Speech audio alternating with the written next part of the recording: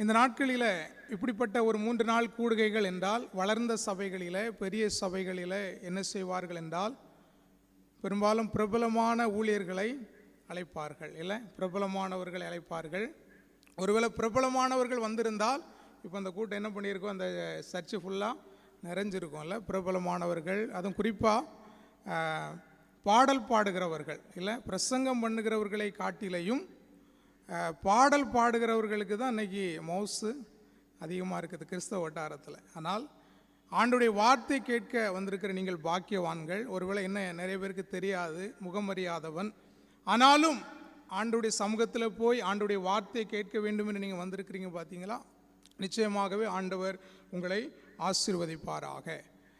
பாடல் பாடுவது என்பது தவறில்லை. ஏன் இதை சொல்ல, ஏன்னா இன்றைக்கி இப்படி தான் கிறிஸ்தவ வட்டாரத்தில் அப்படி இருக்குது. ஒரு நாள் ஒரு ஐயா என்கிட்ட சொல்லும்போது சொன்னாங்க, இன்றைக்கெல்லாம் சத்தியத்தை பேசுகிறவங்கள பார்க்க முடியல அப்படின்னு சொல்லி சொன்னாங்க.